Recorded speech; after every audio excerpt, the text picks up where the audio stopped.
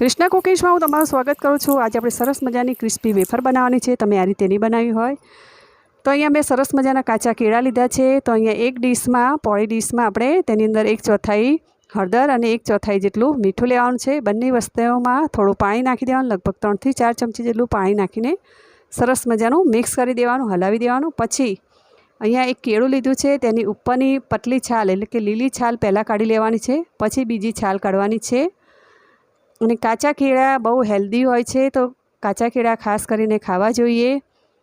એ ડાયાબિટીસવાળા માટે અને કેન્સરવાળા લોકો માટે કાચા કેળા બહુ ફાયદાકારક છે, તો જરૂરથી કાચા કેળા ખાવા। અને પાચન ક્રિયા માટે પણ ખૂબ જ ફાયદાકારક છે। કાચા કેળા ખાવાથી પાચન સરસ થાય છે તેનું।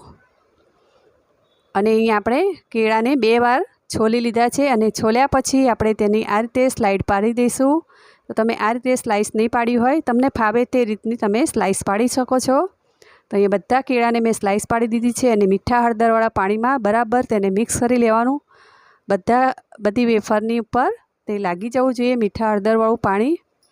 પછી તેને 1 મિનિટ માટે રવા દેવું। પછી આપણે તેલ પહેલેથી મેં ગરમ કરવા મૂકી દીધું હતું। પછી આપણે એક એક કરીને વેફરને નાખવાની છે। તમારે ખાસ ધ્યાન રાખવાનું, તેનું પાણી ઉડશે, થોડું છાંટા ઉડશે, તેનું ખાસ ધ્યાન રાખવું। તો હળવે હળવે નાખવું અને જેટલી વેફર આવે તેટલી જ નાખવી, વધારે પડતી ન નાખવી, નહીં તો તમારી વેફર ક્રિસ્પી નહીં થાય। અને તેને 2 મિનિટ માટે થોડીવાર તેલમાં આ રીતે રવા દેવાની। પછી જ આપણે થોડીવાર રહીને તેનો જારો નાખીને અને તેને આ રીતે સતત હલાવતા રહીશું, જેથી આપણી વેફર એકદમ સરસ મજાની ક્રિસ્પી થશે। તો તમે પણ આ રીતે કાચા કેળાની વેફર બનાવજો, ખૂબ જ ટેસ્ટી લાગે છે। જો તમને મારો આ વિડીયો ગમે તો લાઇક, શેર અને સબસ્ક્રાઈબ કરજો, બેલ આઇકન દબાવજો અને કમેન્ટ કરજો। તમે જોઈ શકો છો થોડી કાચા કેળાની વેફર આપણી થોડી ક્રિસ્પી થવાની તૈયારી છે। થોડી વધારે હલાવી તેને પછી તેને બહાર કાઢવી। આ રીતે જારામાં અવાજ આવવો જોઈએ તેનો, ખાસ કરીને। જો આ તમે વેફરને આ રીતે તમે અધકચરી તળેલી બહાર કાઢી દેશો અને પછી થોડીક વાર રહીને પાછી તેને તળશો તો એકદમ જ ક્રિસ્પી થશે તમારી કેળાની વેફર। તો આપણે બજારમાંથી લાવી ન પડે, એટલે આ રીતે આપણે એક જ કેળામાં તમે જોઈ શકો છો કેટલી બધી વેફર થાય છે। તો મેં અહીંયા લગભગ 4 કેળાની વેફર બનાવી છે।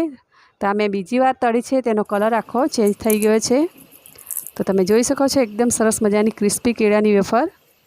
તો આ રીતે તમે પણ જરૂરથી બનાવજો અને હેલ્ધી પણ છે કેળાની વેફર।